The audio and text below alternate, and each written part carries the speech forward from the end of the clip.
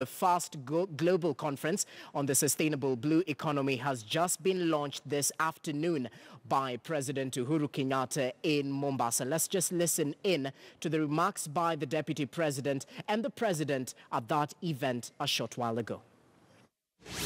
Mawaziri na wananchi wale wengine wote hamjambo. Your Excellency, this Blue Economy pre-conference sets the stage for next week when the whole world will be assembled in Nairobi under your leadership to discuss the opportunities, to look at what can be done so that the blue economy can become a source of wealth for our country, an opportunity for young people to work, and an economic opportunity as well for us to expand our manufacturing capacity. Listening to the governors who spoke here, I am persuaded that we will succeed. Because in the past, when leadership is not aligned with programs of government, we have challenges. But the fact that the leadership of this region have confirmed that indeed they see an opportunity, they want to be part of it, and they have committed to you that they will walk all the way, this is a moment of history. And I am sure that the blue economy will not only create for us jobs, it will create economic opportunity for the country, and it will also expand our manufacturing capacity. I want to say here that failure is not an option. Much as we have challenges, much as there will be many things, but you know, we are not inventing the wheel. This blue economy has been there before. It faltered because of focus of leadership. And I am sure that with President Kenyatta today and the administration that we run and the leadership of the coast, we are destined to succeed. Your Excellency, I do not wish to say more than that. It's now my pleasure to request His Excellency the President to make his remarks. Mr. President, sir. Thank you, William. Please be seated. Thank you very much. Our host governor, Governor Joho of Mombasa, your colleagues, governors, and I'm also happy to see that you have invited other governors, Kisumu and Vihiga, Deputy Governor, who are here. Asanteni kwa kuja, which means that we're all pulling together to focus on this very critical agenda. Let me begin first and foremost through you, Governor Joho, to thank Governor Kingi for accepting to move the venue from Malindi to Mombasa for the convenience of all of us so that we could be able to do this function together. It is not that we didn't want to be in Kilifi, but because there were many functions here, tunashukuru sana vile mulikubali tuje Mombasa, safari ingine tutakuwa Malindi. Asanteni sana. Asanteni sana. Twashukuru. Let's just begin with your own statement, changing the story. And I believe that's why we're here. Because together we want to change the story. We want to change the story of the coast. We want to change the story of Kenya. We want to change the story of how we interact with one another to exploit the God-given resources that we have for the maximum benefit of the people of this republic. And this we cannot do single-handedly.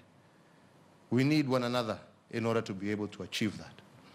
And that is why I congratulate the governors of the coastal region who came together and saw it necessary that prior to the main international conference, there was a need for you to come together and ask yourselves, how can you work together, and ultimately how can you work together with the national government to take maximum benefit of next week when we sit with the whole world. Because next week we want to be able to showcase that which Kenya has, that which Kenya can do to exploit in a sustainable manner the resources of our blue economy. It has been stated here, William has also just mentioned, and I also mentioned in the morning, that we should remember that we're not here inventing the wheel. Every single thing that we are doing here and talking about here existed at one stage or another. The facility where we saw fish being landed, as I said earlier, was a facility up until 1995, was employing over 3,000 people, mainly women. By around the same time, we had over 10,000 Kenyan seafarers working, not just in Kenya, but across the world. Today we have none. By the same time, friends, cashew nuts were a crop that saw many of you through school, including my own general sitting over here. Kweli ama sio kweli? Sasa hatuna, imekwisha. The coconut industry, finished. Livestock industry, through Lamu, Kenyans were exporting beef to the Gulf. A huge business. So really, as you sit here as leaders of this region, and as we join you as leaders in Kenya, we must ask ourselves not what it is that we're supposed to do, because it's been done, and it had been done. We should ask ourselves, where did we go wrong? And how do we ensure that we never fall back to that particular position? Because all these things that we're talking about, my friends, existed, and were a source of gainful employment for millions of our people. Zilienda wapi? Na kwa nini? That is what I would encourage you to ask yourselves as you sit together. What happened and where did we go wrong? So that as we start the process of what I call revival, as opposed to initiation, we are not initiating, we are reviving. That we make sure we shall never again fall into that pitfall. And I believe two things must be recognized from that. One, that politics is important in a democracy, but it is not life. And we must recognize that we cannot spend all our time engaged in politics. Politics will not fill our stomachs. Politics will not create jobs for our young men. Politics will not create roads and deliver roads and power. Politics will not develop. And we must ask ourselves, what role did politics have to play in the destruction of that economy that used to exist? Hiyo ni swali moja, lazima tujiulize. And I think the second question is commitment of leadership. Do we still have the same commitment in terms of fulfilling that which we must do? We as leaders, are we as committed to development, or are we committed to ourselves? Because I think somewhere along the line, we lost that patriotism that said, as a leader, my role as a leader is not what I can do for myself, but how I can improve the lot of those that I lead. That is my role, my principal role as a leader. I attended a funeral not so long ago where we were told of a whole minister and member of parliament of counties and constituencies that were 10 times larger than ours used to earn 300 shillings a month. Na mtu anajitolea kabisa. Hata ukiweka inflation, uweke nini, hiyo haiwezi kufika shilingi 20,000 ama today's money. Kweli ama sio kweli jamani? Lakini 20,000, na nasema kwa heshima kwa nyinyi wote, ndio MCA anachukua kama sitting allowance ya kukaa bunge for half an hour. You know, we must ask ourselves, surely, with all due respect, every one of us wants to live a good life. But before we as leaders live a good life, shouldn't we first make sure that our people are living a good life? Yeah? Surely. Kwa sababu kama ingekuwa hivyo, huyo mwananchi hangekuwa na shida hata kama unajilipa 1,000,000 kama yeye umemtengenezea yake. Lakini sasa jameni, mwananchi ni maskini. Hana hata ya kukula. Lakini akifungua gazeti, ya, anaona wajumbe wamejipatia pesa. You know, surely, and I say it, mimi, with respect, sitaki mimi vita na mtu. Sasa ndio muende muanze kujishafikia tutachapa huyu mtu ameenda kutu. Mimi sina vita na mtu. But I am just saying these are things that we must talk about. As leaders, lazima tujiulize. Surely something has gone wrong.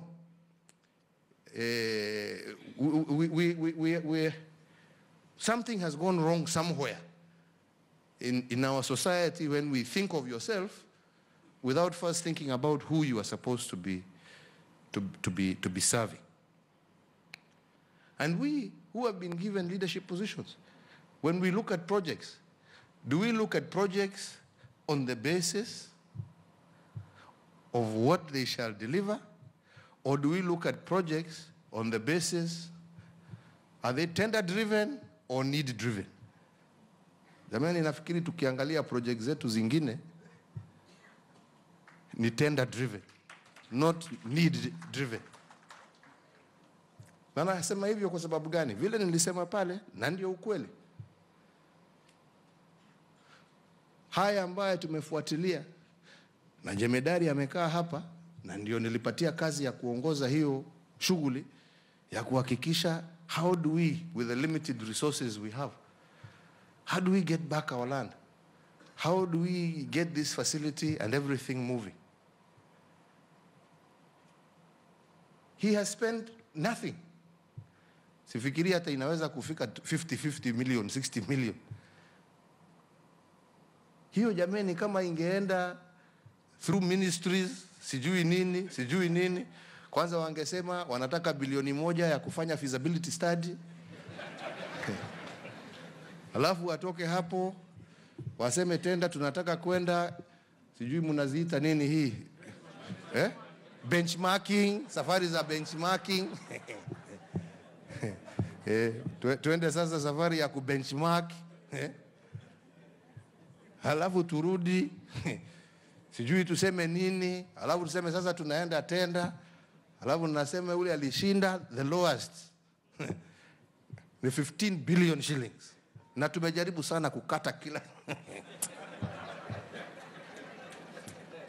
Surely, friends, surely, we must ask ourselves these questions. Yeah? Without blaming anybody, without anything. It is a national question. I should also ask myself that question. All of us. Yeah? Not pointing a finger to anybody, but all of us as in leadership position must ask ourselves these questions.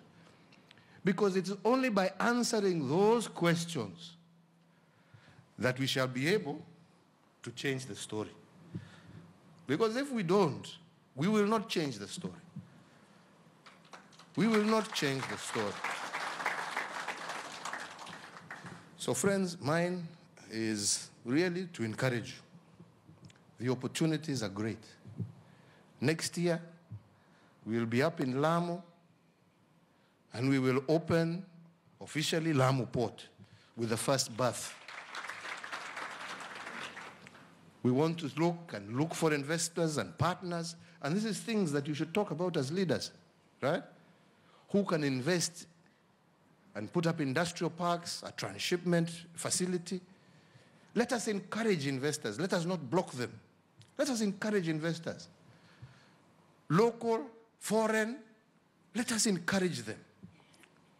Look at all these opportunities. These are opportunities for jobs for your people. We are soon going to be finishing the tarmac road from Garsen all the way through to Lamu. We are working on opening the road from Lamu through Garissa all the way up to Isiolo to link up with the corridor going to Ethiopia. This is again opening up and linking up with the entire country of Ethiopia and over 100 million people. That is potential for our country. There are works that we're doing to expand power connectivity. There are works that we're doing to expand water connectivity. There are works that we are doing to improve and to facilitate through the various TVETs that we are doing, the technical knowledge that you were saying, that our kids require in order for them to be ready to enter and to be job prepared. These are things that we are all working on. Let's work on partner together. And I don't want to go against what Governor Godana said, but surely, even as you meet here, the word is not competing with each other. Godana, you're not competing with Joho. You're not competing with your brother from Taita Taveta. You are here to complement one another, to work together, to complement one another, not to compete. Hakuna competition. Yeah? Tukifaulu, turudishe mkorosho, turudishe nazi, turudishe uvuvi, turudishe tourism, turudishe mambo ya livestock. Yeah? Jameni, you will not even have enough children to work in, you'll be importing, you will become like UAE huko, importing labor. Kwa sababu if you really focus on doing all that, you will not even have enough labor. And that's the way you need to look at this thing. That's the way you need to look at this thing for us to be able to move forward. And it is the small projects that matter. It is those fishermen that you have given nets and a boat who are now able to haul in before 100 kilo, now 4 tons. Because of a small investment. It is not the billions that make a difference. It is those small things that change lives. Ya mwananchi. And for that we have the resources. We don't even have to go far. For that we have the financing. We are trying to fix the doing business indicators of our country in order to attract investment. So we don't need government to go, because the minute you mention government, ujue hapo kuna mpango. Yeah? Kuna mpango. Because if a project is good, there will be an investor willing to put their shilling in it. If they know that it's going to be transparent, there will be a private investor who will be willing to come and do it. Then we as government are left doing what we are supposed to be doing. And that is building the Coast Guard. That is enhancing security. That is building schools and technical institutes. But we are not here to start investing at fishing boat, nini, ati serikali ndio itafanya hii, serikali ndio itafanya hii. Sasa hiyo biashara sio ya serikali. Hiyo ni ya wananchi. Na serikali provide an enabling environment for those private people to thrive and to create jobs for our children. So, ladies and gentlemen, mimi sitaki kusema mengi. Leo ni siku yenu. What we are looking for ni matokeo ya huyu mkutano wenu ambao mkimaliza mtaweza mfike Nairobi, muweze muengage na wananchi kutoka over 153 countries ambao watakuwa pamoja nasi na ambao watataka kujua what opportunities exist in Kenya.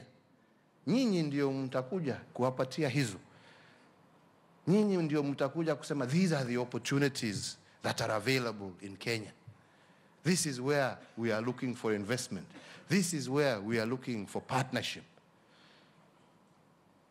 So I wish you every success, and I truly look forward to seeing all of you in Nairobi next week as we engage the world. Mungu awabariki na Mungu awalinde. Asanteni sana.